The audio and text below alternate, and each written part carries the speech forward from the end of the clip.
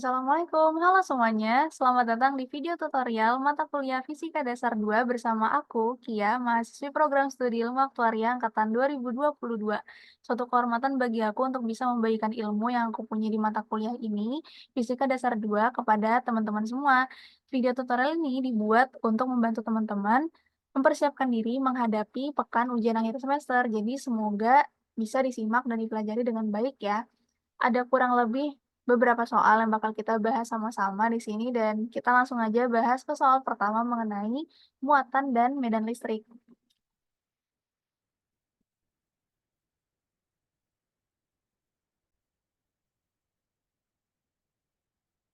Oke, jadi di soal pertama ini kita bisa identifikasi ya teman-teman di sini diketahui panjang rusuknya itu 1 cm. Panjang rusuk 1 cm dan medan listriknya seragam 1 Newton per Coulomb. Nah, yang ditanya adalah total flux listrik di kubus tersebut berapa? Di hukum Gauss, rumus flux listrik itu sama dengan Q per epsilon nol, di mana Q ini adalah nilai muatan dan epsilon nol itu adalah permitivitas ruang hampa.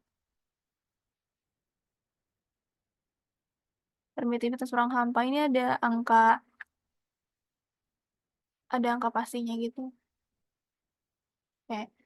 Nah, kalau di soal ini kan nggak diketahui ya nilai muatannya tuh berapa sih, kan nggak diketahui. Jadi kita bisa asumsikan kalau muatannya itu sama dengan nol, karena kan nggak diketahui tuh. Kita bisa asumsikan Q-nya itu sama dengan nol. Nah, ingat di matematika, angka nol dibagi dengan angka berapapun pasti hasilnya adalah nol.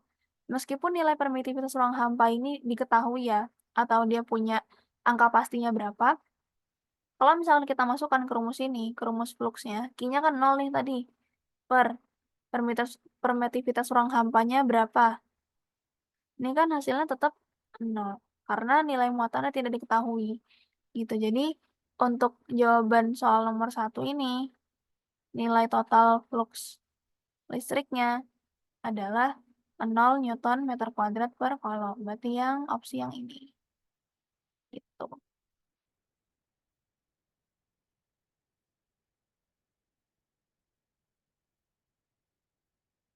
Oke, berikutnya kita akan bahas soal flux listrik ya.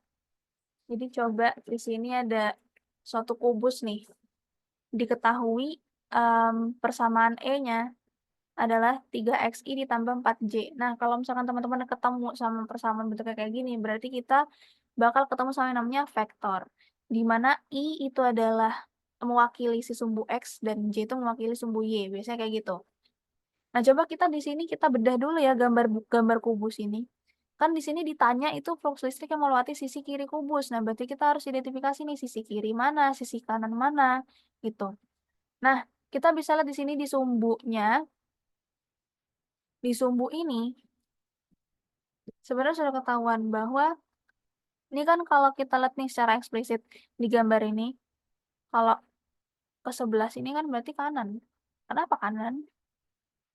Karena dia em, mengarah ke sumbu X positif, ya kan? Karena kalau misalkan nih sumbu X garis kalau lagi koordinat kartesius, nah garis yang mendatar ini kalau dia ke sebelah kanan berarti X positif. Kalau dia mengarah ke arah kiri berarti dia ke sumbu X negatif.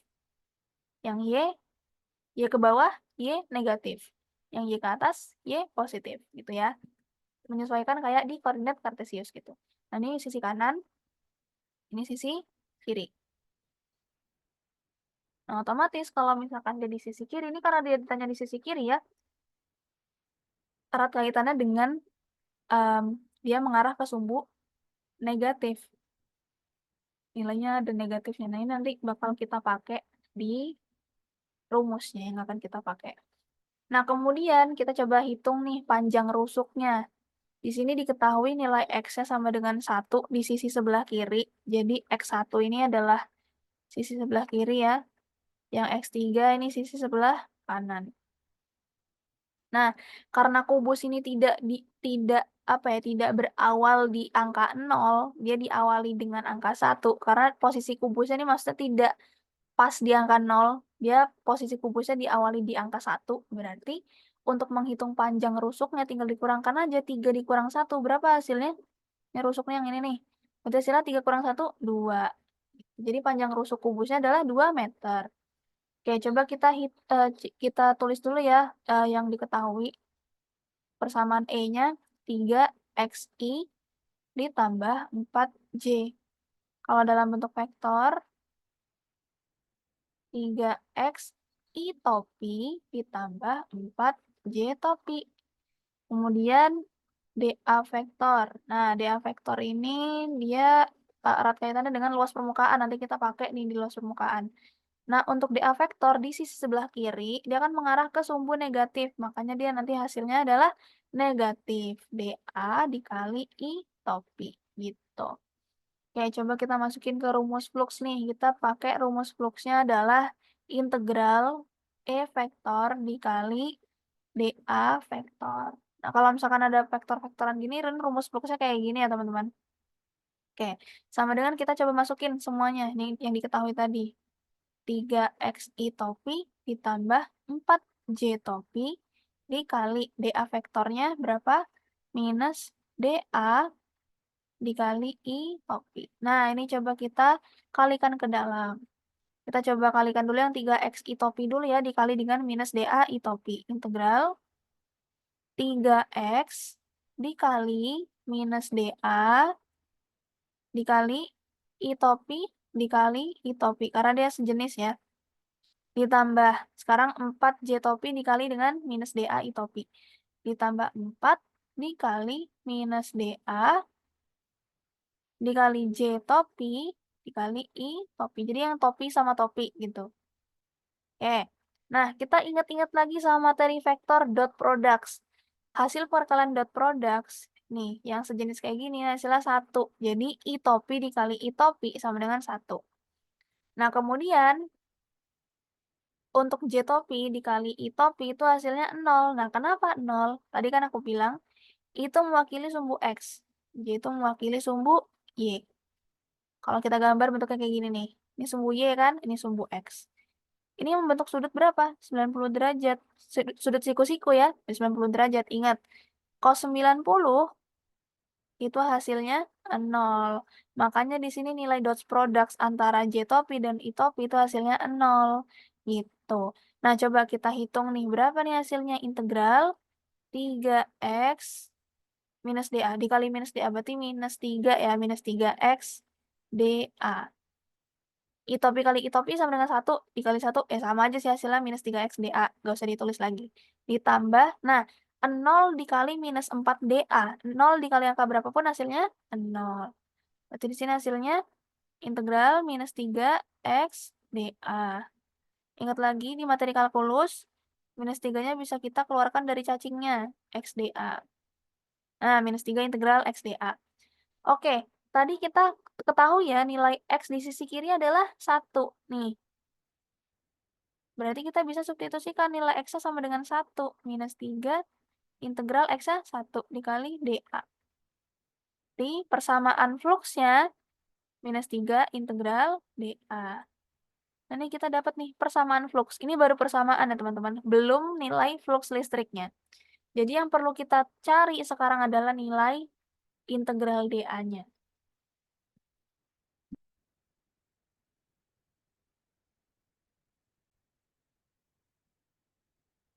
Oke, coba kita sekarang cari nilai integral dA.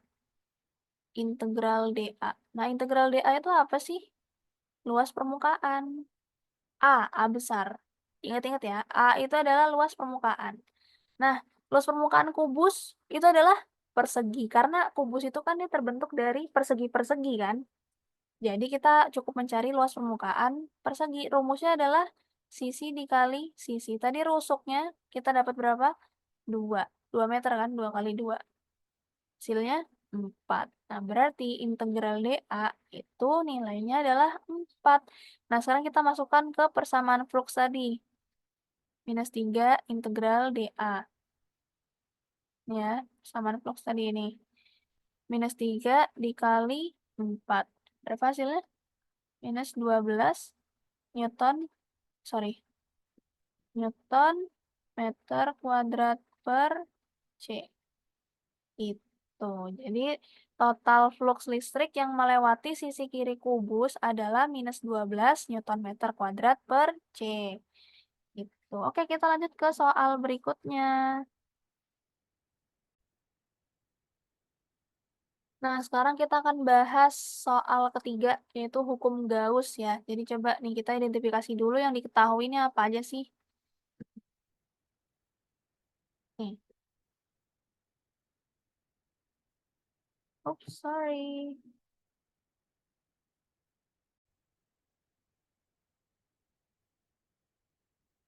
Kayak diketahui Q kecil itu plus 5 elektron.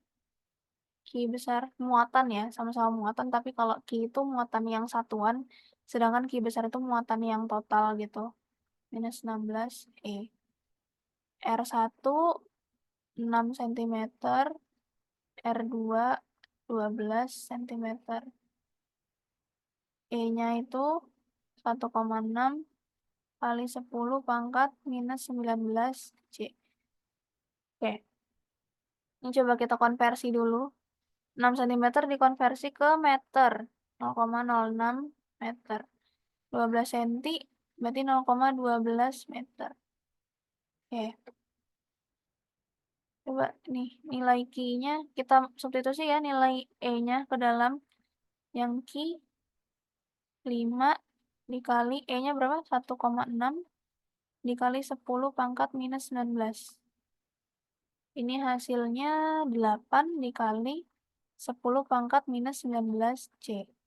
Oke, ini udah dapat nih nilai Q kecil. Yang Q besar juga gitu, tinggal kita kalikan aja. Minus 16 dikali 1,6 dikali 10 pangkat minus 19. Sama dengan, ini berapa hasilnya? Minus 25,6 dikali 10 pangkat minus 19 kolom. Oke, selanjutnya kita akan hitung nilai medan listrik di titik P1 yang ini. Yang ditanya ini besar E-nya ya. Kita hitung dulu eh, nilai medan listrik di P1 atau E1 deh. Nah, sorry ya teman-teman kalau jelek tulisannya. Oke, kita masukin ke rumusnya. Q1 K dikali nilai mutlak Q per R1 kuadrat. K itu nilai konstanta ya, 9 dikali 10 pangkat 9 dikali nilai mutlak nih. Q-nya 8 dikali 10 pangkat minus 19 per R1-nya berapa? 0,06 kuadrat. Nah, ini hasilnya bisa pakai kalkulator aja teman-teman, langsung aja 6, sorry. Sorry. Ini hasilnya 2 kali 10 pangkat min 6 Newton per kolom. Nah, terus berikutnya kita hitung yang medan listrik Q besar. 1. K dikali nilai mutlak Q besar kali R1 kuadrat. Sama, masukin lagi 9 kali 10 pangkat 9. Nilai mutlak, nah ini Q besar. Minus 25,6 dikali 10 pangkat minus 19 per 0,06 kuadrat. Nah, fungsi nilai mutlak di sini adalah kalau misalkan ada angka yang negatif seperti ini, kalau dimutlakan hasilnya positif gitu. Jadi kalau misalkan teman-teman nanti menghitung di kalkulator, nilai negatifnya nggak usah dimasukin ya. Gitu. Jadi nih kita langsung aja untuk mempersingkat waktu. Nih kalau misalkan dihasilkan di kalkulator, hasilnya adalah 6,4 dikali 10 pangkat minus 6 Newton per kolom. Oke, kita sudah dapat nilai EQ kecil 1 dan nilai EQ besar 1. Berarti kita bisa hitung nih nilai E1-nya sama dengan nilai medan listrik di titik P1 ya berarti. E Q besar 1 dikurang E Q kecil 1. Berapa nih? 6,4 dikali 10 pangkat min 6 kasih kurung ya, dikurang 2 dikali 10 pangkat minus 6. Hasilnya 4,4 dikali 10 pangkat min 6 Newton per kolom. Nah, kita udah dapat nih nilai kuat medan listrik di titik P1 atau E1. Oke, sekarang kita akan menentukan nilai medan listrik di titik P2. Oke, berikutnya nilai medan listrik di titik 2 ya. Berarti E di P2 atau E2 deh. Nah, caranya sama kayak tadi ya rumusnya. Jadi kita hitung dulu yang Q 2, Q kecil 2. E Q 2. K dikali nilai mutlak Q kecil per R2. Nah, sekarang kita pakai R2.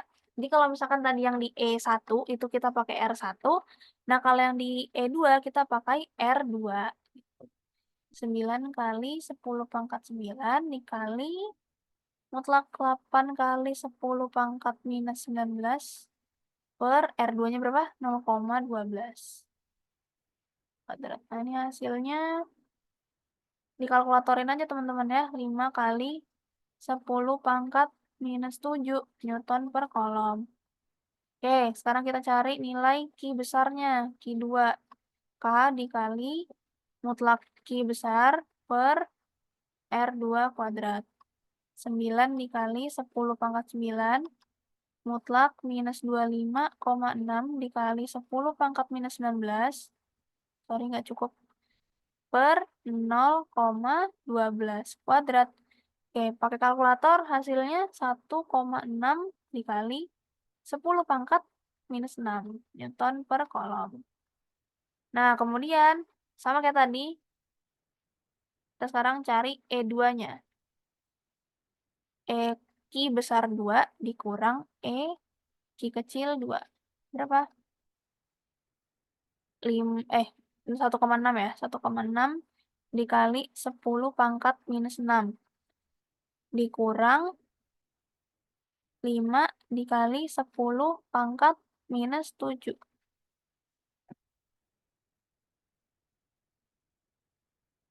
Ini hasilnya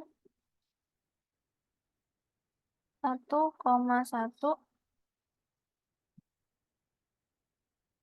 dikali 10 pangkat minus 6 Newton per kolom. Nah, ini kalian hitungnya pakai kalkulator aja supaya mudah ya. Oke, jadi kita bisa simpulkan bahwa nih nilai yang sudah kita dapatkan ya. Jadi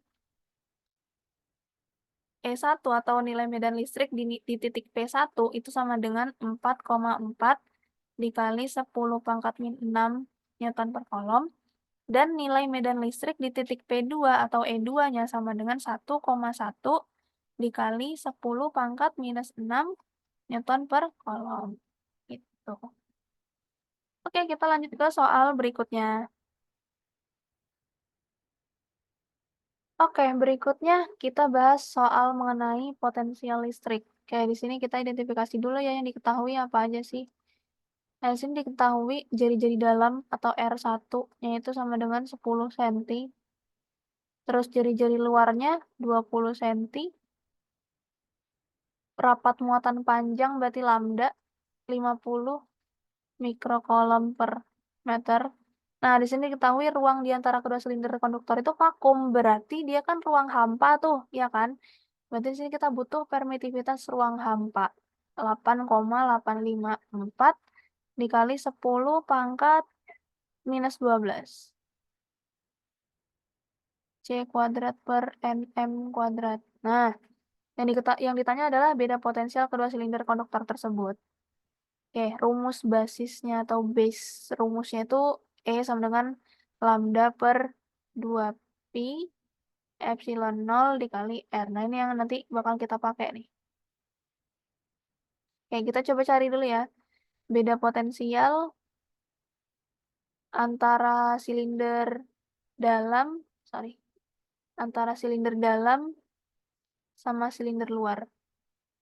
Kita pakai integral. Nah, V sama dengan minus integral R1 jari-jari apa nih? Jari-jari dalam sama ini jari-jari luar R2. E dr. Berarti diintegralkan terhadap R. Kemudian tinggal kita masukin nih E-nya. E-nya lambda per 2pi epsilon 0 dikali R dr. Oke, coba ini diintegralkan. Sebelum diintegralkan ini bisa dikeluarkan dulu ya untuk memudahkan karena kan ini diintegralkan terhadap R ya. Terhadap R berarti yang kita butuhkan cuman ininya aja nih R-nya doang supaya memudahkan berarti lambda per 2pi epsilon 0-nya bisa kita keluarkan sama dengan minus lambda per 2pi epsilon 0 integral R1 R2 seper R. Nah, kenapa seper R? Karena kalau misalkan ini nih, seper R dikali lambda per 2pi epsilon 0, ini hasilnya adalah lambda dikali 1 lambda per 2pi dikali 2pi epsilon 0 dikali R, 2pi epsilon 0 R. Nah, sama kayak ini bentuknya. Gitu. Makanya di sini hasilnya seper R, dr. Oke, sama dengan ini. Teman-teman harus ingat integral yang bentuknya seper itu hasilnya adalah len gitu ya. Jadi aturan integral, jadi kalau misalkan integral seper n hasilnya adalah len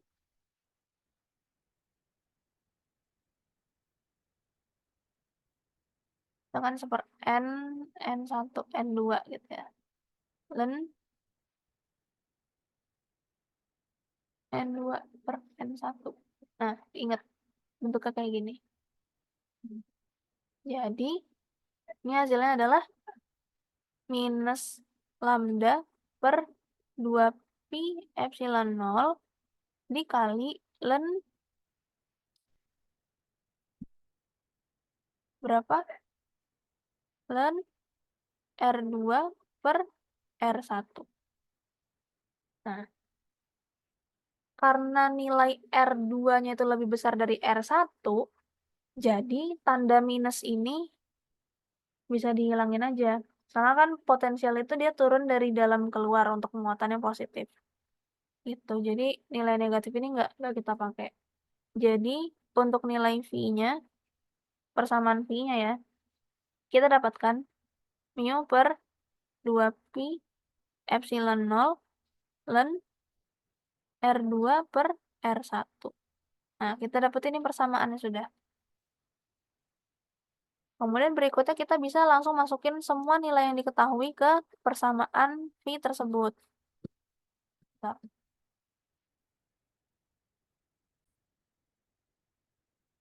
oke, sekarang kita masukin ya semua nilai yang diketahui ke persamaan V-nya.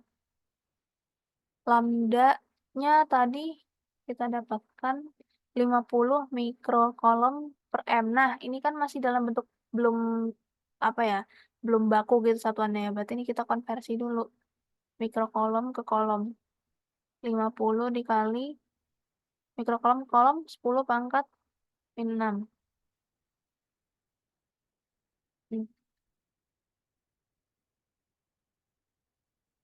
per 2pi dikali 8,854 kali 10 pangkat minus 12. Len R2-nya berapa? 20 cm nih masih. Nah, ini kita konversi juga ke meter. Ini 0,1 meter, ini 0,2 meter. Oke, berarti R2-nya 0,2, R1-nya 0,1.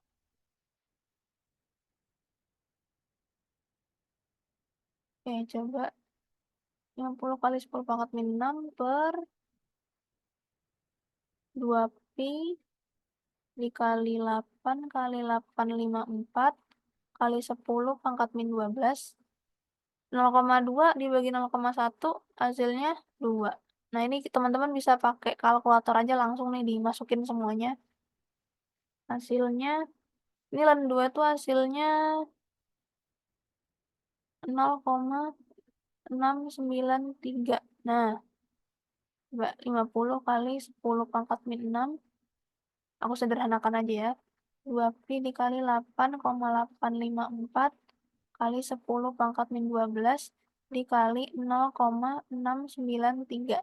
Berarti hasilnya pi sama dengan 622,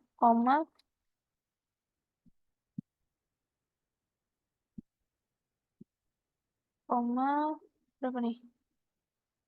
0,85 kali 10 pangkat min 3. Atau gini deh. Nah, 6,23 kali 10 pangkat min 5 volt.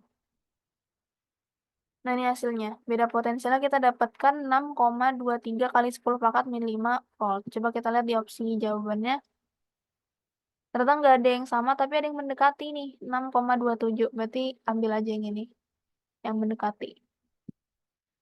Gitu. Jadi kita bisa tahu bahwa nilai beda potensial kedua silinder konduktor tersebut adalah 6,23 kali 10 pangkat 5 volt. Atau di jawaban ini yang paling mendekati adalah 6,27 kali 10 pangkat 5 volt. Gitu. Sorry, ini bukan pangkat min 3. Sorry. Ini pangkat 3. Sorry ya, ini juga pangkat 5. Sorry. Oke, berikutnya kita bakal bahas soal ke berikutnya.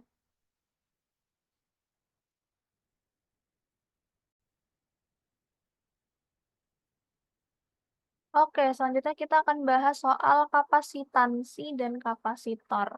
Nah, ini lumayan mudah ya teman-teman materinya. Jadi semoga bisa teman-teman pahami dengan sangat cepat juga. Oke, kita coba identifikasi diketahuinya ada apa aja. Sebuah kapasitor berbentuk pelat kotak sejajar memiliki panjang sisi 2 cm. Tulislah L 2 cm. Coba kita konversi ke meter ya, 0,02 meter. Kemudian dengan jarak antar pelatnya 0,001, berarti distance-nya 0,001 cm. Nah, ini kita konversi juga ke meter berapa? 1 dikali 10 pangkat minus 5 meter. Kemudian hitunglah kapasitansi jika di antara pelat adalah ruang hampa. Nah, ruang hampa kayak soal berikut, kayak soal sebelumnya ya. Kalau ruang hampa berarti kita butuh permitivitas ruang hampa. Berapa? Epsilon nolnya 8,854 kali 10 pangkat minus 12.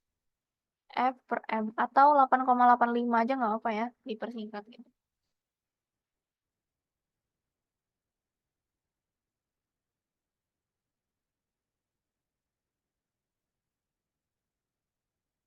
Oke, berikutnya kita akan pakai rumus ini. C sama dengan epsilon 0 dikali A per D. Di mana A itu apa? Luas permukaan. Atau luas platnya ya. Berarti A, karena dia bentuknya kotak, berarti luas kotak atau luas persegi adalah sisi kali sisi, ya kan? L kali L. 0,02 kali 0,02 sama dengan berapa? 4 kali 10 pangkat min 4 meter persegi. Oke, sekarang kita masukkan ke rumus C-nya. C sama dengan permitivitas ruang hampanya 8,85 kali 10 pangkat minus 12 dikali A-nya berapa? 4 dikali 10 pangkat min 4 per D-nya yang sudah kita konversi ke meter 1 dikali 10 pangkat minus 5. Hasilnya 3,54 dikali 10 pangkat minus 10 F. Nih. Ini kalau misalkan kita konversi ke NF, hasilnya adalah 0,354 NF. Tapi coba kita lihat di opsi jawaban ini ternyata nggak ada jawaban yang sama, tapi ada jawaban yang hampir mirip sama jawaban kita, yaitu yang opsi A. Nih, beberapa jawaban rata-rata begitu ya teman-teman, jadi kayak kadang-kadang ada yang nggak sama kayak jawaban kita tapi mendekati gitu. Jadi nggak apa dipilih aja jawaban yang mendekati. Kalau misalkan teman-teman menghadapi soal-soal pilihan ganda seperti ini, gitu.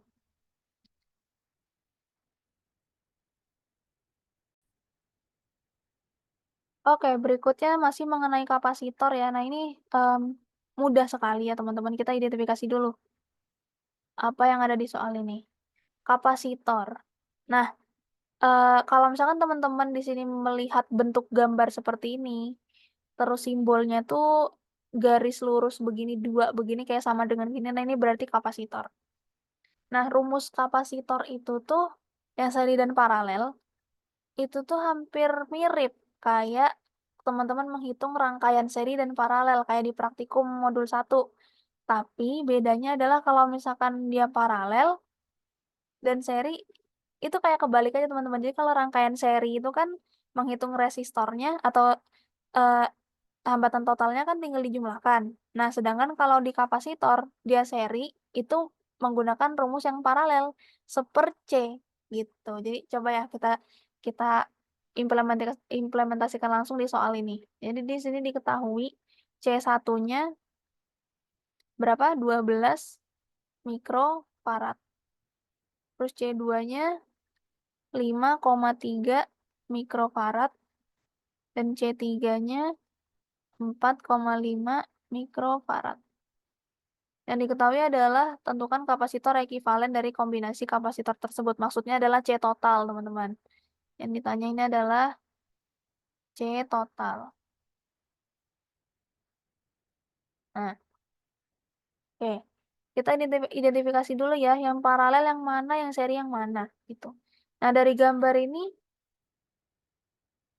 kita bisa lihat bahwa yang paralel itu maksudnya atas bawah ya. Jadi, paralel itu kan dia identik sama bentuk rangkaiannya tuh kayak gini. Ini kalau di rangkaian biasa. Paralel itu bentuknya kayak gini, identik. Atau ya kalau kapasitor ya begini. Biasanya dia atas bawah atau sorry, atau dia tuh sejajar ini.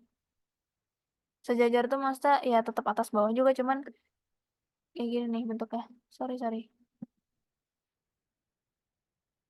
Nah, nah gini. Sedangkan kalau misalkan dalam satu lintasan yang sama kayak gini, nah ini seri. Ini seri, yang ini paralel, gitu ya. Nah, kalau dari gambar ini berarti kita bisa tahu yang ini nih, ini paralel. Terus abis itu diserikan dengan yang ini.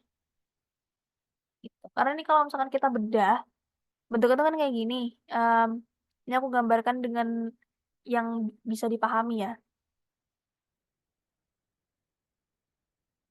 Ini kan paralel nih. Terus ini seri. Nah, ini paralel. Ini kalau misalkan sudah dihitung nih, nanti bentuknya jadi kayak gini. Nah, nah, ini kan kalau misalkan udah bentuk kayak gini kan seri, gitu. Itu membedah gambarnya supaya lebih gampang dipahami aja sih. Oke, kita coba langsung masuk ke rumusnya aja. Berarti, oh ya, paralel ya. Yang paralel itu, sini kita tulis dulu ya, paralel biar gampang. Yang paralel berarti C1 sama C2. Yang seri C3. Nah, biasanya kalau misalkan ada soal yang paralel dan seri gini, kalian hitung dulu yang paralel supaya gampang. Karena kalau sudah paralel, ya berarti nanti tinggal diserikan gitu. Jadi coba kita hitung yang paralel dulu ya. CP atau C paralel. Paralel berarti C1 sama C2. Nah, bedanya tuh di sini, kalau misalkan di rangkaian paralel teman-teman tahu kan kalau rumus rumus R paralel itu R1 ditambah R2, iya kan? Nah, tapi kalau di kapasitor, itu rumusnya ditambahkan aja. Gini, ini bedanya kayak gini yang aku bilang tadi, gitu. Tinggal dijumlahkan aja, C1-nya 12, ditambah C2-nya 5,3. Hasilnya 17,3 mikrofarad. Oke, kemudian kita hitung C totalnya. Berarti kan seri kan? Seper C total sama dengan seper CP ditambah seper C3. Nah, kalau C seri itu rumusnya seper C berapakah tambah seper C berapa gitu. Gitu ya, itu rumusnya. Kita masukin. CP-nya tadi kita dapat 17,3 ditambah seper C3-nya berapa? 4,5. Nah, ini kita samakan dulu penyebutnya ya. Berarti berapa nih? 17,3 sama 4/5. Cara mudahnya sih aku biasa kalau misalkan mengerjakan soal pecahan gini, ini dikalikan aja. 17,3 dikali 4,5. Berapa tuh hasilnya? 77,85.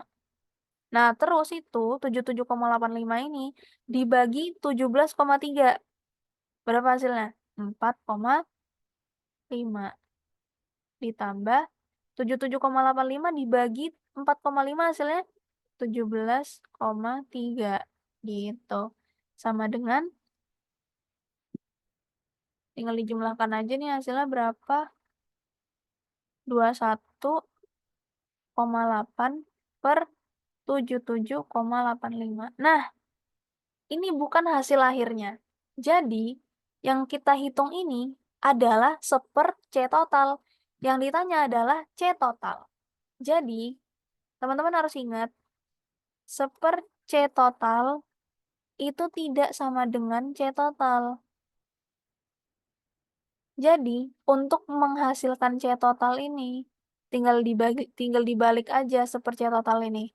Jadi, C total sama dengan, ini dibalik nih, yang tadinya 21,8 di atas, berarti sekarang jadi di bawah. Jadi, dibalik per 21,8. Nah, ini. Ini baru kita dapetin C totalnya. Berapa hasilnya? 3,57 mikrofarad. Gitu. Jadi, kapasitor ekivalen atau C totalnya adalah 3,57 mikrofarad. Seperti itu. Oke, kita lanjut ke soal berikutnya ya, teman-teman.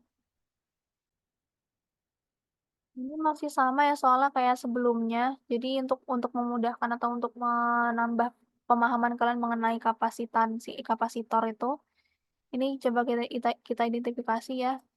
Em, dari soal ini C1-nya sama dengan 2 mikrofarad, C2-nya 2 mikrofarad, dan ini paralel semua. C3-nya 4 mikrofarad, C4-nya 4 mikrofarad. Ini semuanya paralel. Yang ditanyakan adalah besar kapasitor pengganti atau C total. Jadi kalau misalkan di soal kalian kalian dapat kalimat kapasitor ekivalen, kapasitor pengganti, itu berarti yang ditanyakan adalah C total gitu. Oke, coba kita masukkan. Berarti kita hitung dulu yang paralel-paralel ini.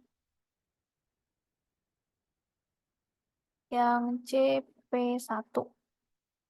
Yang ini dulu yang kita hitung. C1 dan C2. Coba berapa? Sama dengan 2 ditambah 2, 4 mikrofarad. Kemudian yang kedua, yang ini. Yang C3 dan C4. 4 ditambah 4, 8 mikrofarad. Oke, berikutnya kita hitung C totalnya atau secara seri.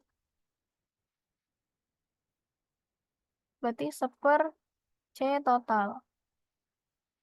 1/CP1 ditambah 1/CP2.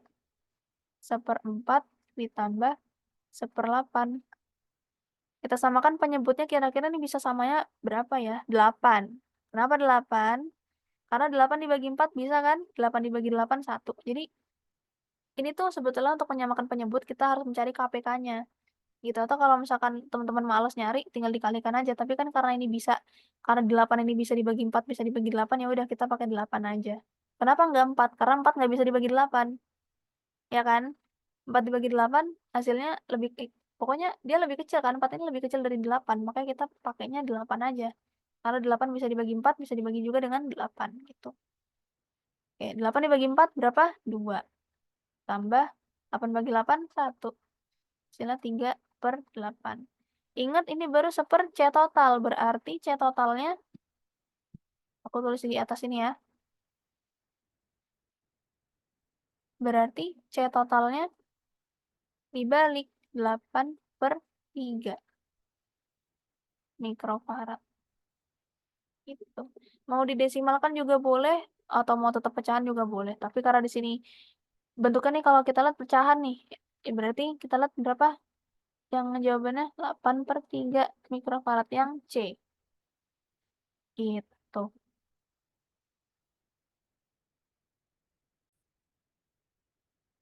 Oke, berikutnya kita akan bahas soal mengenai arus dan hambatan listrik.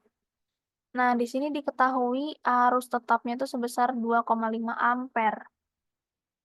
Terus, berarti ini I ya, arus 2,5 ampere. Pada kawat selama 4 menit, berarti T, waktu 4 menit.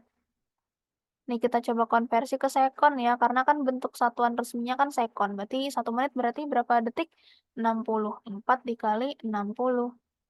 240 detik. Oke, berikutnya.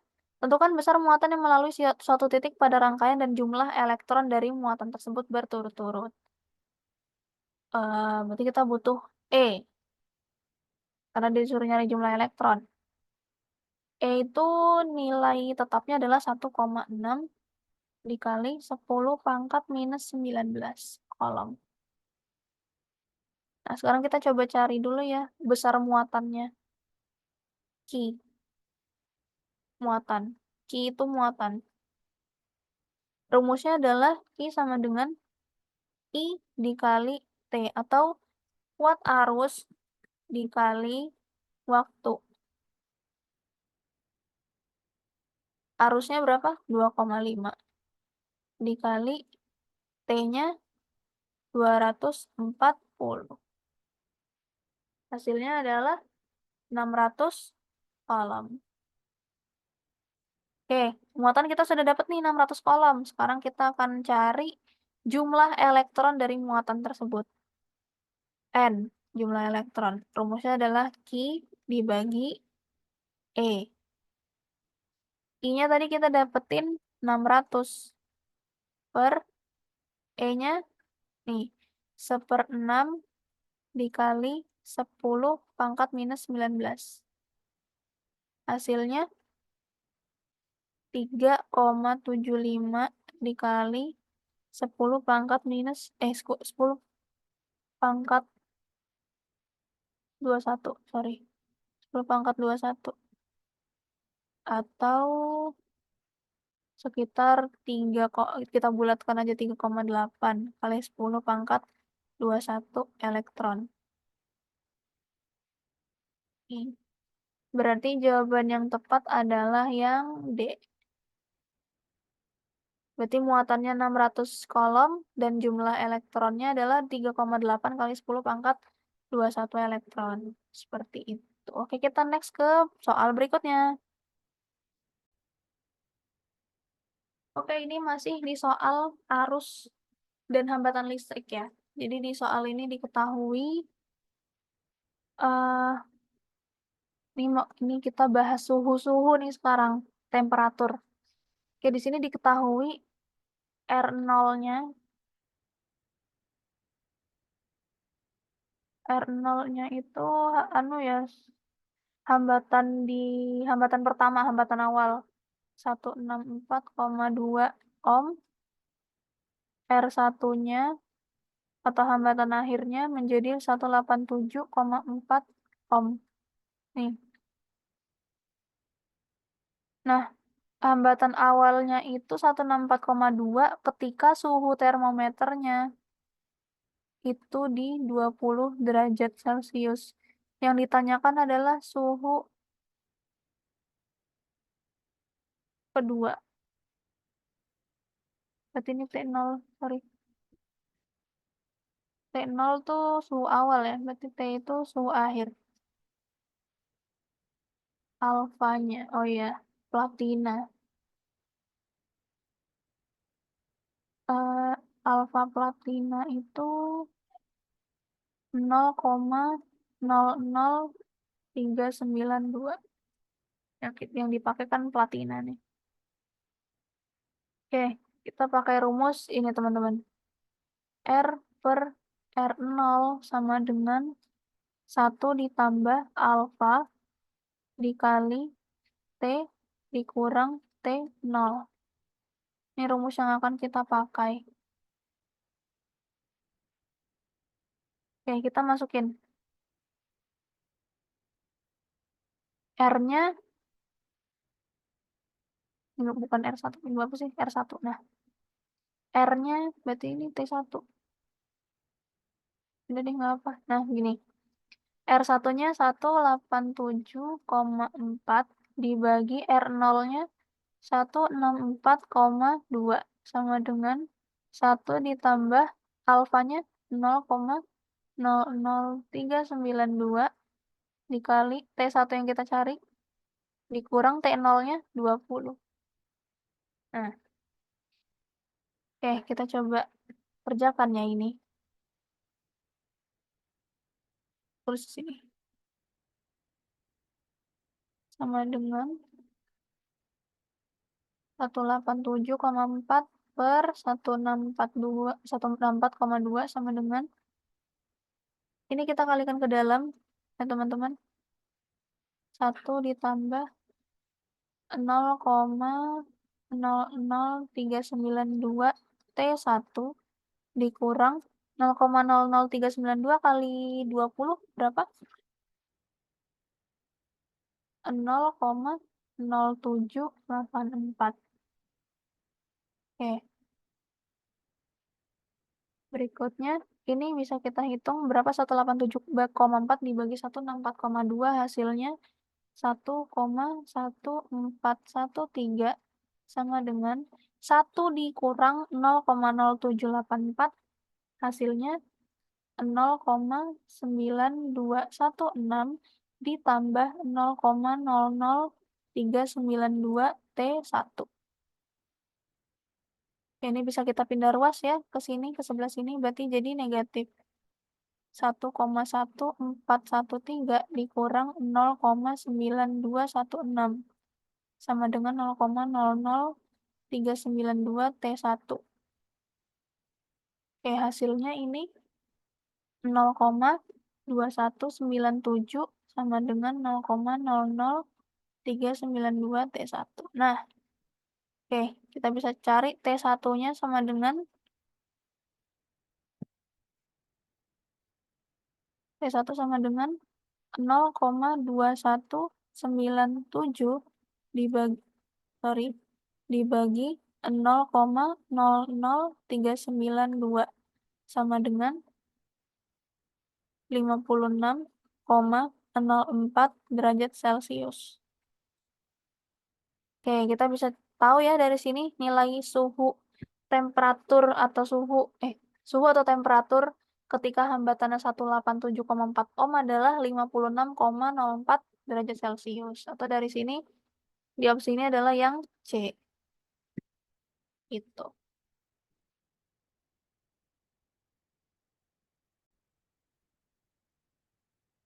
Oke, berikutnya kita akan bahas arus listrik searah. Nah, di sini kita kayak menghitung rangkaian paralel dan rangkaian listrik sederhana ya, kayak yang di modul 1 praktikum teman-teman. Jadi di sini diketahui R1-nya ini kita ibaratkan, kita asumsikan aja ya. Ini R1, ini R2, salah.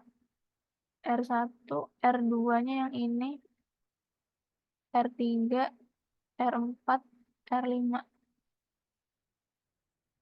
Oke, jadi dari gambar ini kita bisa ketahui bahwa R1 dan R2 itu paralel. R1 dan R2-nya seri. Yang paralel adalah R3 dan R3, R4 dan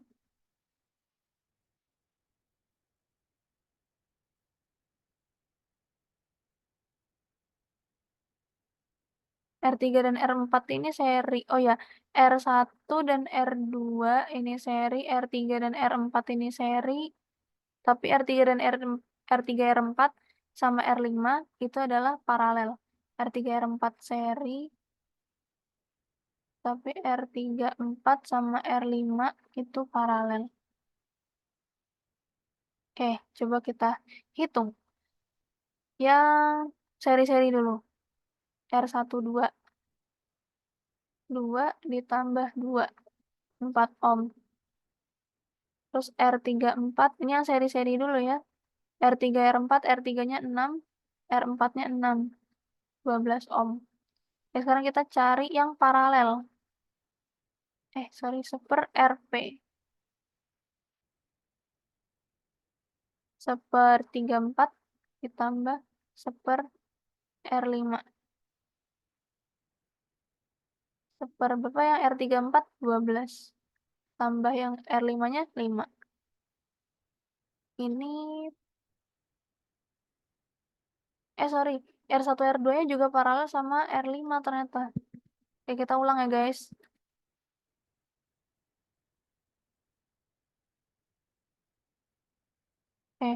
Yang paralel semua nih berarti. R1, 2,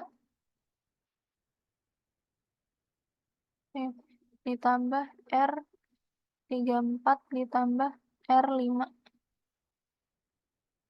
Seperempat tambah 1/12 ditambah 1/5. Oke, kita samakan dulu penyebutnya. Ini bisa kita samakan 60, karena 60 bisa dibagi 4, bisa dibagi 12, bisa dibagi 5. Atau sederhananya 4 kali 12 kali 5, atau 12 kali 5. Ini 12 kali 5 sih, 12 kali 5, 60. Oke, 60 bagi 4, hasilnya 15. 60 bagi 12, 5. 60 bagi 5, 12. Hasilnya 15 tambah 5, 20 tambah 12, 32. 32/60. Oke, berarti RP sama dengan dibalik. 60 dibagi 32 sama dengan 1,875 ohm. Nah, yang ditanya adalah arus yang mengalir di titik A. Berarti yang kita cari adalah I. I sama dengan V per R. V-nya di sini diketahui berapa ya tadi di gambarnya? Nah, V-nya 2 volt. Tegangannya 2 volt. Oke, kita masukin di sini 2 dibagi R-nya 1,875. Karena ini rangkaian paralel ya. 2 dibagi 1,875 hasilnya 1,067 ampere. Yang mana nih? 1,0. Nah, yang ini. Yang opsi E.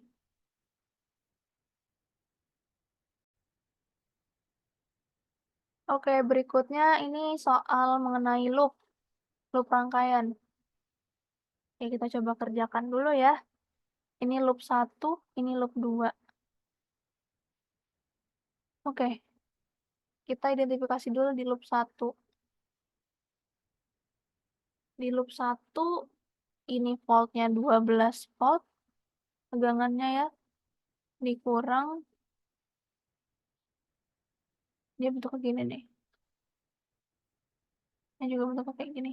Nah, dikurang. Di sini hambatannya 4. dikali arus 1 ya, arus 1 dikurang 6.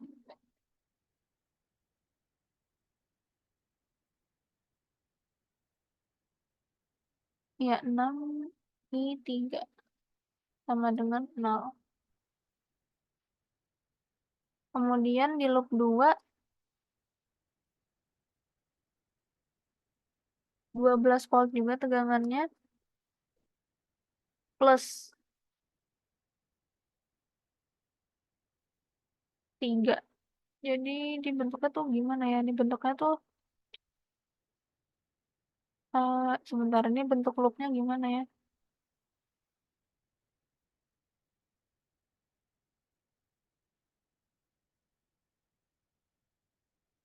Jadi kalau misalkan ketemu sama soal loop gini, dia pasti salah satu di antara loop ini ada yang dia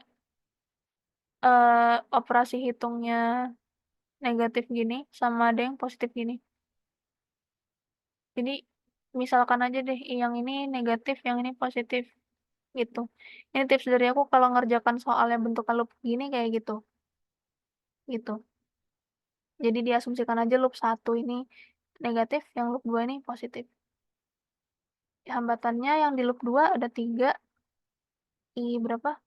I2 ditambah 6 I3 sama dengan 0. Nah, kita udah dapat persamaan 1 sama persamaan 2. Terus kita juga dapat nih nilai I1 ditambah I2 sama dengan I3. Oke, ini coba kita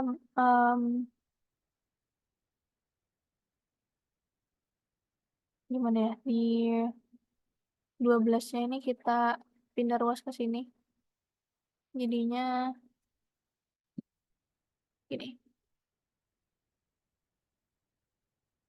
Itu jadi minus 4 kurang 6 sama dengan sorry, minus 4 I1 dikurang 6 I3 sama dengan minus 12. Yang ini juga gitu. Kita pindah ruaskan ke sini berarti jadinya 3I2 ditambah 6I3 sama dengan minus 12. Oke, ini kita pakai matematika ya. Kita eliminasi dulu persamaan 1 dan 2. Eliminasi 1 dan 2. Tadi persamaan satunya minus 4 I1 dikurang 6 I3 sama dengan minus 12. Terus yang persamaan 2-nya 3 I2 ditambah 6 I3 sama dengan minus 12. Oh, sorry, ini yang loop 2-nya minus 12. Nah, karena, oh, dia tuh bentuknya gini. Yang ini kayak gini. Yang ini kayak gini. Nah, gitu. Jadi bedanya nih yang di loop 1 tegangannya positif, yang di loop 2 tegangannya negatif. Sorry, berarti ini salah bentuk persamaannya. Kita coba baikin ya. Berarti yang di loop 2 ini ininya positif. Oke.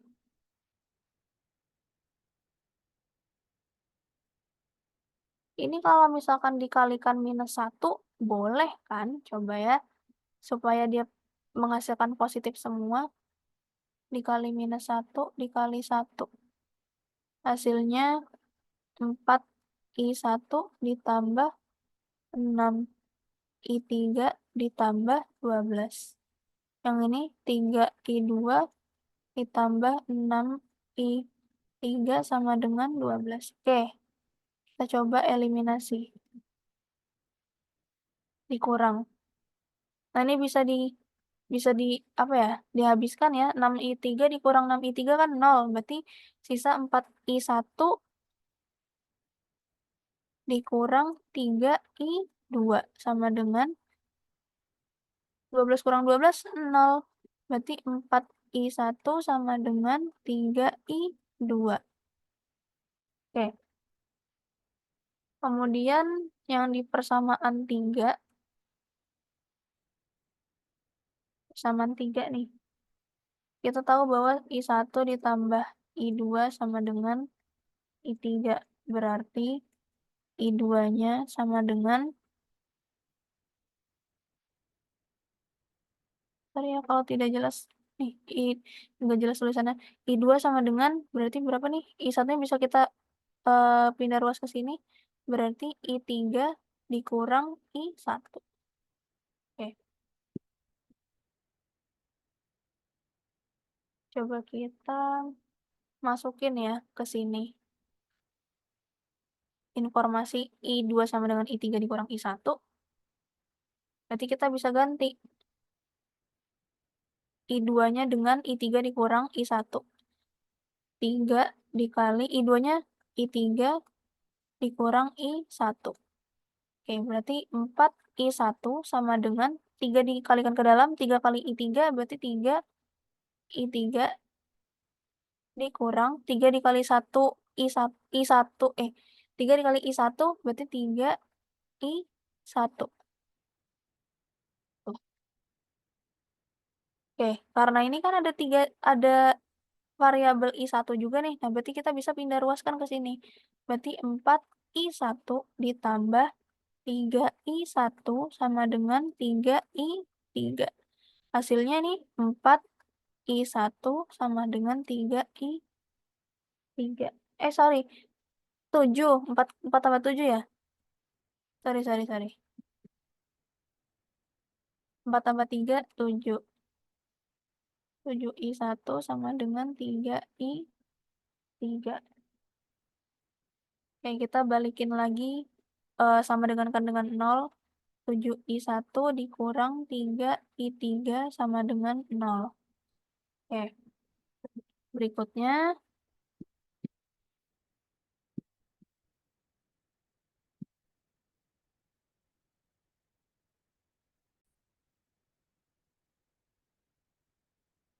Oke, berikutnya kita eliminasi lagi.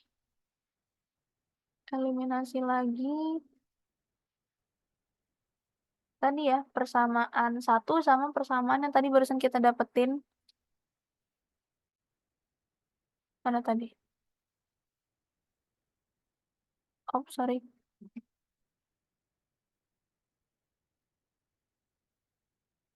Nih, yang tadi barusan kita dapetin nih kita misalkan ini persamaan 4.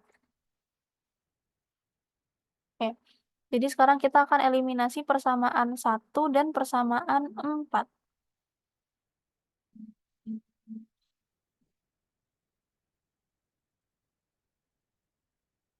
Tadi persamaan 1, 4i1 ditambah 6i3 sama dengan 12. Persamaan 4-nya tadi 7i1 dikurang 3i3 sama dengan 0. Nah, kenapa aku mengeliminasi 1 dan 4? Karena variabelnya kebetulan sudah sama semua, jadi kita bisa mudah gitu ya untuk menemukan salah satu variabel ini. Coba ini kita kali 1 dikali 2, karena di sini nggak ada angka yang sama, karena kan kita kalau misalkan mau mengeliminasi itu untuk menghilangkan salah satunya kan. Nah, karena di sini nggak ada yang sama, jadi coba kita samakan dulu yang variabel I3 nih. Ini karena di sini 6, berarti coba kita samakan juga yang ini 6. Berarti dikali 2, ya kan? Berarti ini 4i1 ditambah 6i3 sama dengan 12. 7 kali 2, 14i1 ditambah, sorry, dikurang. Dikurang 6i3 sama dengan 0. Baru ditambah. Kenapa ditambah? Karena kan ini nih, angkanya ini kan simbol operasi hitung ini kan negatif. Kalau ketemu dengan positif, hasilnya tetap negatif. Gitu, supaya si I3-nya ini habis gitu. 4 tambah 14, 18. I1. Nih habis ya, 6 I3 dikurang 6 I3 habis. 12 tambah 0, 12. Nah, di sini kita bisa dapetin nilai I1-nya, 12 dibagi 18. Berapa hasilnya?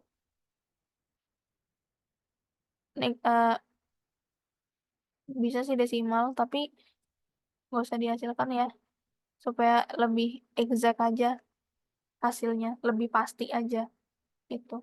Oke, berikutnya kita substitusi si I1 ini ke persamaan, terserah mau persamaan 1, persamaan 2, atau 4, sembarang aja. Tapi aku mau coba di substitusi ke persamaan 1.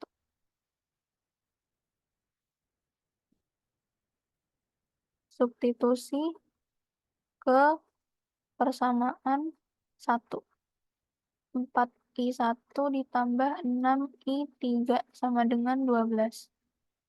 I1-nya 12 per 18. Ditambah 6 I3. Supaya kita bisa dapetin si I3-nya ya. Sama dengan ini 4 sama 18 bisa dicoret dibagi 2 ya. 2 sama 9. 2 kali 12, 24 per 9. Ditambah 6 I3 sama dengan 12. Oke, sorry. Oke, berikutnya sama dengan bisa kita pindah ruaskan. 12 dikurang 24 per 9. Oke, ini kita samakan penyebutnya ya. Jadi per 9. 9 kali 12, 108. Dikurang 24. Hasilnya 84 per 9. Kita bisa cari deh I3-nya. 84 per 9 dikali 1/6. Coret, coret. Ini 14. 84 bagi 6, 14. Jadi kita bisa dapetin nilai I3-nya adalah 14 per 9.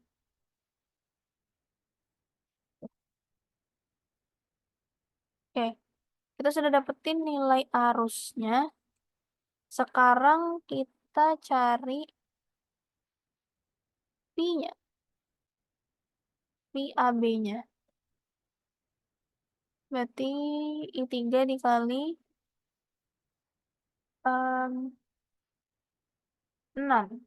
Hambatannya ya. 6 ohm. I3-nya berapa? 14 per 9 dikali 6. Ini bisa dibagi 3 ya. 2. 9 bagi 3, 3. 14 kali 2, 28 per 3 volt. Sorry. Oh, nggak usah ditembak guys. Sekarang nggak ada jawabannya nanti. Gini aja. 14 kali 6, 84 per 9 volt. Coba kita lihat ya jawabannya apakah ada atau mendekati. Nah, mendekati aja sih yang ini. Oke, seperti itu. Kita lanjut ke soal berikutnya. Berikutnya kita akan bahas soal medan dan gaya magnet. Jadi di sini em, diketahui, diketahui di sini tentukanlah kuat medan magnet akibat suatu kawat melingkar dengan jari-jarinya 6 cm. Berarti R-nya 6 cm. Kita konversi ke meter ya, 0,06 meter. Pada titik P yang berada di tepat di poros suatu yang berjarak 8 cm. Berarti distance-nya 8 cm. Konversi juga ke meter, 0,08 meter. Berikutnya. em, Apalagi yang diketahui, kuat arusnya I 0,5 ampere. Kemudian diketahui juga ini namanya permeabilitas. kalau aku nggak salah. 4 pi dikali 10 pangkat minus 7 WB per AM. Yang ditanya adalah kuat medan magnet, berarti B. Nah, rumus B-nya adalah mu 0 dikali arus dikali R kuadrat per 2 dikali R kuadrat plus D kuadrat pangkat 3/2. Oke, kita masukin ya ke rumus ini. Semua nilai-nilai yang diketahui. Berarti ini 4 pi dikali 10 pangkat minus 7 dikali I-nya berapa? 0,5 dikali R kuadratnya 0,06 kuadrat per 2 ditambah dikali 0,06 kuadrat ditambah DG-nya berapa? 0,08 kuadrat pangkat 3/2. Oke, bisa langsung aja dihitung pakai kalkulator, hasilnya 1,13 dikali 10 pangkat min 6 Tesla. Oke, seperti itu.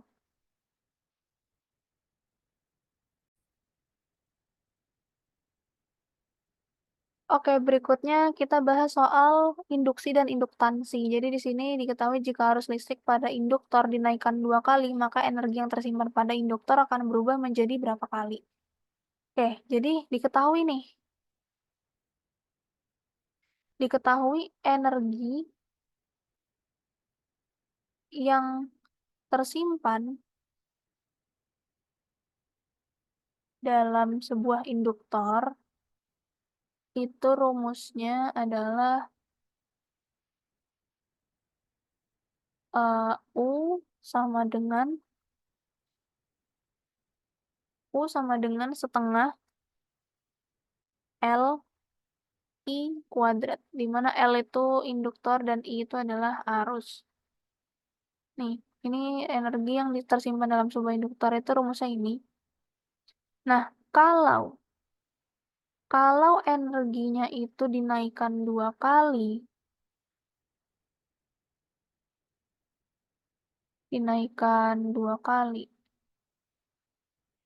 berarti nanti hasilnya adalah U aksen sama dengan setengah L dikali 2I pangkat 2. Karena kan dia sumbernya kan dari arus ya. Kalau misalkan energi dinaikkan 2 kali kan berarti ngaruhnya di arus. Ya kan? Makanya dia duanya di arus ini. Ini coba kita hitung berapa? Setengah L kali berapa nih? 4I ya. 4I kuadrat.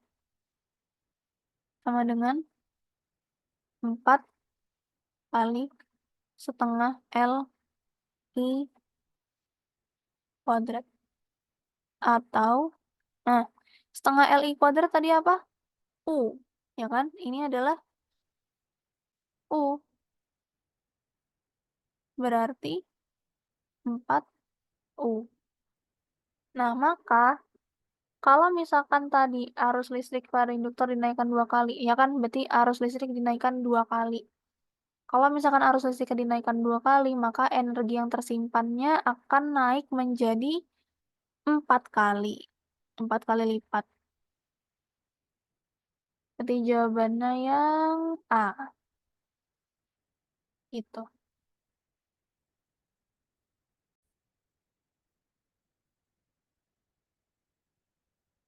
Oke, berikutnya kita akan bahas soal hukum Lenz dan GGL induksi. Jadi di soal ini diketahui sebuah kumparan dalam generator AC terdiri dari 8 lilitan kawat. Berarti jumlah lilitannya ada 8 atau N besarnya adalah 8. Coba ya, kita tulis dulu. N besarnya sama dengan 8 lilitan. Kemudian luas masing-masingnya adalah 0,09 meter kuadrat. Dan hambatan total kawat sebesar 12 ohm. Hambatan ya, R, 12 ohm. Kumparan tersebut berputar dalam medan magnetik 0,5 Tesla. Berarti medan magnetnya B 0,5 Tesla. Dengan frekuensi konstan sebesar 60 Hz. F 60 Hz. Arus induksi maksimum pada kumparan tersebut ketika terminal output dihubungkan dengan sebuah konduktor yang memiliki hambatan rendah adalah, berarti yang ditanyakan adalah I max. Nah, oke. Rumusnya yang kita pakai adalah epsilon max sama dengan N besar kali B dikali A dikali omega. Di mana omega ini rumusnya adalah 2πf. Oke, kita coba hitung dulu ya omeganya ya. 2pi dikali frekuensinya 60. 120 pi radian per sekon. Oke, sekarang kita masukkan ke rumus epsilon max. N-nya tadi 8 dikali B-nya 0,5. Arusnya, luasnya 0,09 dikali epsilon. Omeganya 120 pi. Oke, ini kalau dimasukin aja di kalkulator hasilnya 135,7 volt. Yang kita cari adalah I max. Sama dengan epsilon max berarti kayak tegangannya gitu ya. Dibagi dengan hambatan. 135,7 dibagi hambatannya berapa? 12. Hasilnya 11,31 ampere. Sudah dapat berarti hasilnya atau jawabannya yang nih yang B. Nah, itu.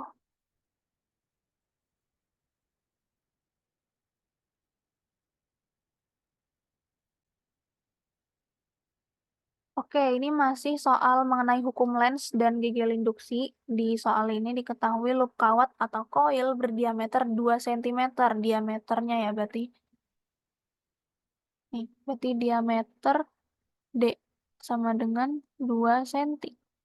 Kita konversi ke meter coba ya, berarti 0,02 meter. Terus diketahui lagi memiliki 100 lilitan, berarti N-nya 100. Dan berada dalam keadaan diam dengan sumbu vertikal seperti di gambar ini. Medan magnet seragam atau homogen berarah ke atas dan membentuk sudut 60 derajat. Berarti tetanya 60 derajat. Jika kuat medan magnet berubah dari 0,5 Tesla menjadi 1,5 Tesla dalam waktu 0,60 detik, berapa gigel induksinya? Berarti B awal 0,5 Tesla. B akhir 1,5 Tesla. T-nya 0,6 sekon.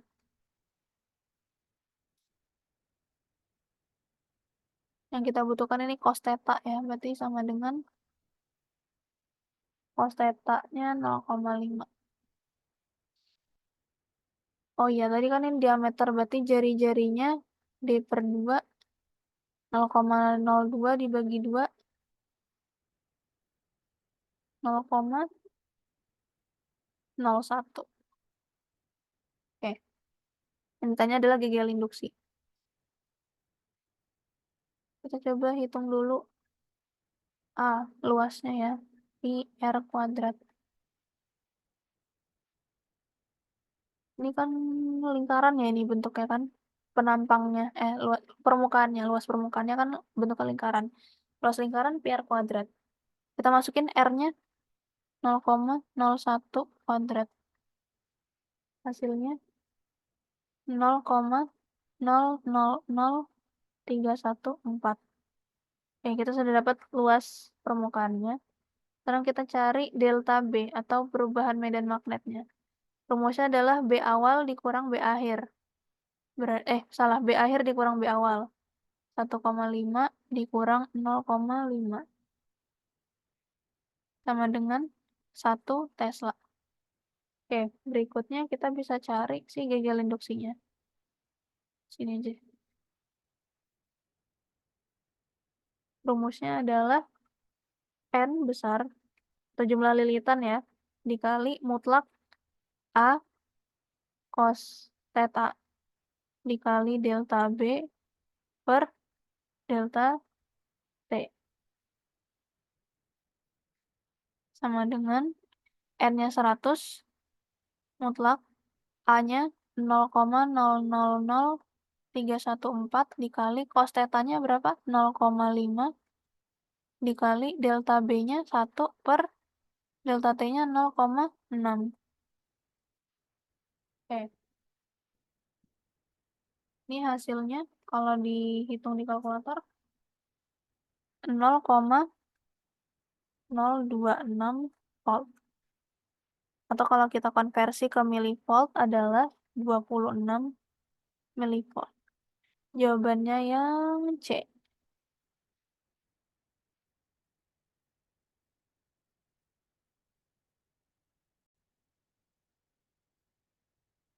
Oke, berikutnya kita akan bahas rangkaian RLC.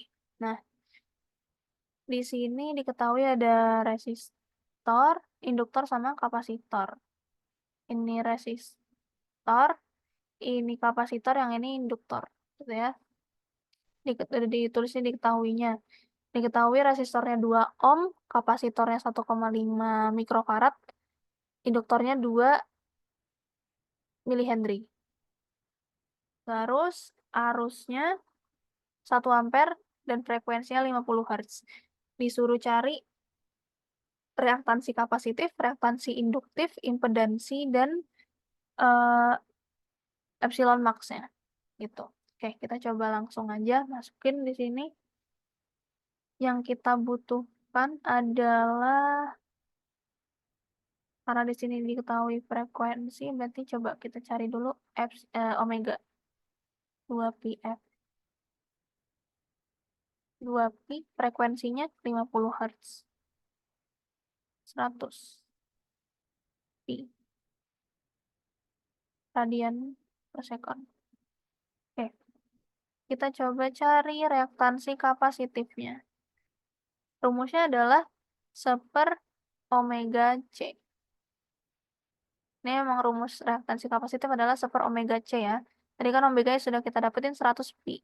Jadi tinggal kita masukin aja 100 pi dikali C-nya 1,5 mikrofarad. Ini bisa kita konversi ke farad. C-nya sama dengan 1,5 dikali 10 pangkat minus 6 farad. Salah. 1,5 kali 10 pangkat minus 6. Oke, hasilnya 2122,06 ohm. Oke, kita sudah dapat reaktansi kapasitif. Sekarang kita cari reaktansi induktif. Rumusnya adalah omega L. Omega-nya 100 pi. Induktornya tadi ini 2 milihenry. Ini coba kita konversi. L-nya sama dengan milihenry ke henry. 2 kali 10 pangkat minus 3 henry. Jadi dikali 2 kali 10 pangkat minus 3. Hasilnya adalah 0,6283 ohm. Oke. Berikutnya kita hitung impedansinya, Z. Rumus impedansi untuk rangkaian RLC adalah akar R kuadrat ditambah reaktansi induktif dikurang reaktansi kapasitif kuadrat. Sama dengan R-nya berapa? 2 ohm. Ditambah 0,6283 dikurang 2122,06 kuadrat. Oke, coba kita hitung berapa hasilnya. Ini jadinya akar 4 ditambah,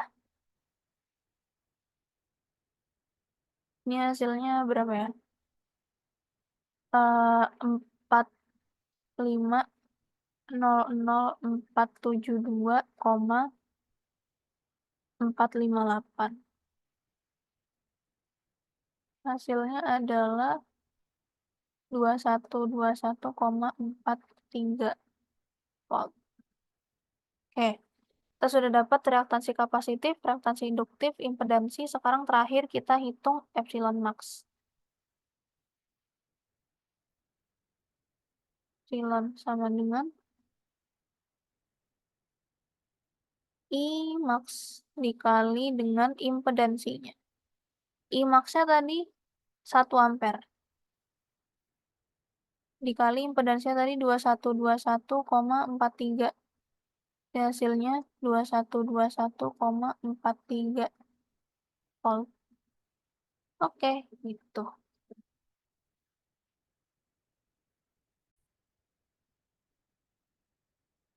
Nah, berikutnya kita akan bahas soal cahaya dan optik. Jadi di soal ini diketahui jika program TV dapat ditangkap sama Alpha Centauri, yaitu bintang terdekat dari bumi, ketika jarak bumi ke bintang tersebut 4,3 tahun, jaraknya diketahui 4,3, berarti R.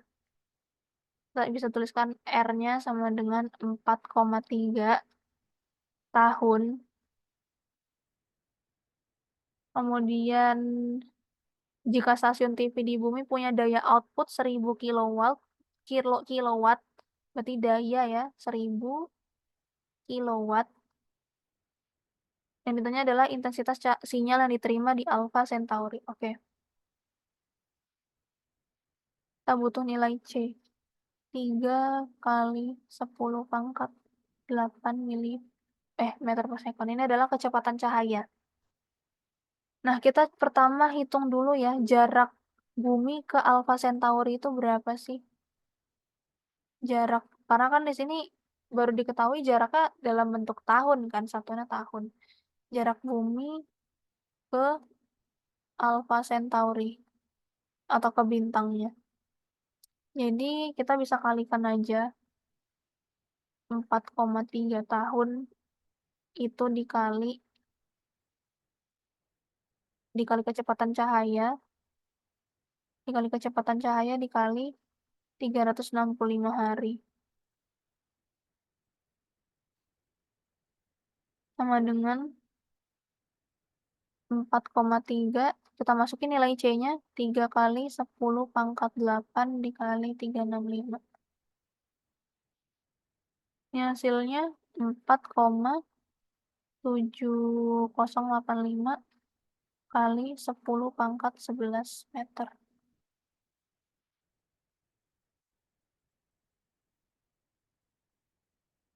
Eh,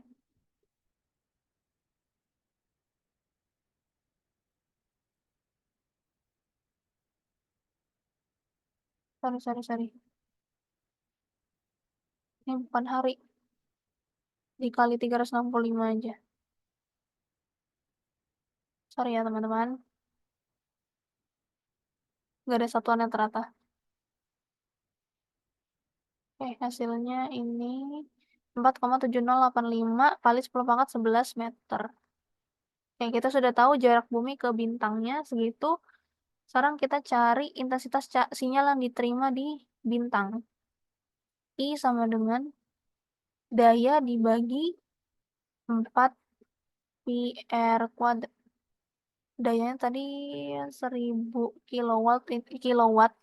Ini kita konversi ke watt, berarti 1000 dikali 1000. 10 pangkat 6 watt. 10 pangkat 6, 4 pi dikali R-nya 4,7085 kali 10 pangkat 11. Hasilnya 3,58 dikali 10 pangkat minus 19 watt per meter kuadrat. Oke, jadi intensitas sinyal TV yang diterima di bintang Alpha Centauri adalah sekitar 3,58 58 kali 10 pangkat minus 19. Seperti itu. Oke, berikutnya nih soal terakhir mengenai relativitas. Nah, di sini diketahui kedua bola bergerak berlawanan dan memiliki kecepatan sesuai dengan gambar yang ada di sini. Hitunglah kelajuan bola 2 menurut pengamat yang berada dalam kerangka acuan yang sama dengan bola 2. Nah, dari soal ini diketahui, kita bisa tahu bahwa pengamat pengamat ini dia ada di bola 2. Jadi pengamatnya ada di sini nih. Nih pengamat ada di sini. Nah, yang ditanya adalah kelajuan bola 2 ini. Berarti kan kelajuan si pengamat ini kan, gitu. Ingat konsep relativitas ketika ibaratkan gini, kita lagi naik di kereta, teman kalian naik di kereta juga, kereta yang berbeda gitu ya. Kalian lihat, kalian kan diam nih, di posisi kalian di kereta kan kalian diam. Kalian bisa ngelihat teman kalian itu bergerak, tapi kalian tuh diem aja gitu loh, kayak kayak ngerasa kalian tuh diem aja. Karena dari sisi pengamat, kalian itu diem, tapi teman kalian yang bergerak itu bergerak. Sebaliknya gitu, dari sisi teman kalian yang sebagai pengamat, kalian itu bergerak, tapi dia tuh diem. Itu konsep sederhananya relativitas tuh seperti itu. Nah, dari soal ini, kita bisa tahu bahwa pengamat itu ada di bola kedua, dan kita disuruh ngitung kelajuan bola kedua, menurut pengamat, menurut sisi pengamat. Nah, karena pengamat ada di bola 2 juga, berarti dengan menggunakan konsep relativitas yang aku jelaskan tadi, berarti kelajuannya adalah 0, gitu. Kenapa 0? Ayo coba kita flashback lagi. Sederhananya gini, kayak yang aku bilang tadi ya, bolanya ini sebenarnya bergerak, cuman ini nih, bolanya ini bergerak nih. Ini bola satu, ini bola 2 nih. Tapi pengamatnya ada di sini. Bolanya ini udah bergerak ke sana kemari, ini juga bergerak ke sana kemari. Jadi, kalau dari sisi pengamat, dia ini diem aja, yang dia lihat itu bola ini aja yang bergerak. Ini gerak nih. Tapi kalau menurut pengamat, dia tuh diem, gitu. Jadi karena dia ditanyanya kelajuan bola menurut si pengamat, karena pengamatnya ada di bola ini ya menurut dia diem, gitu. Jadi dia pakai konsep relativitas yang aku sebutin tadi. Kayak semisal kalian ada di kereta, teman kalian misalkan nih, kalian ada di kereta A, teman kalian di kereta B. Kalian tuh sama-sama gerak, tapi kalian lihat teman kalian gerak, tapi kalian tuh ngerasa kalian diem. Teman kalian juga gitu. Teman kalian merasa mereka tuh diem, tapi lihat kalian tuh gerak, kayak gitu. Jadi ini tuh kayak konsep sudut pandang gitu loh. Jadi sama kayak pengamat ini ngelihat si bola ini gerak, tapi dia tuh ngerasa kayak dia tuh diem aja, gitu. Jadi kalau menurut sisi pengamat, ya kelajuan si bola 2 ini 0, 0 meter per second, gitu. Gitu ya. Jadi kuncinya di sini adalah hitung kelajuan bola 2 menurut pengamat, kalau dia ada di kerangka bola 2 juga, gitu. Karena dia sama-sama di posisinya adalah di yang ditanyakan, berarti ya hasilnya adalah 0 meter per second, gitu teman-teman. Oke, mungkin itu aja ya pembahasan soal, fisika dasar 2 dari aku, semoga bisa membantu teman-teman untuk mempersiapkan diri menghadapi pekan ujian kalian. Mmm, itu aja dari aku, kurang lebihnya mohon maaf. Wassalamualaikum warahmatullahi wabarakatuh. Sampai jumpa lagi di kesempatan berikutnya.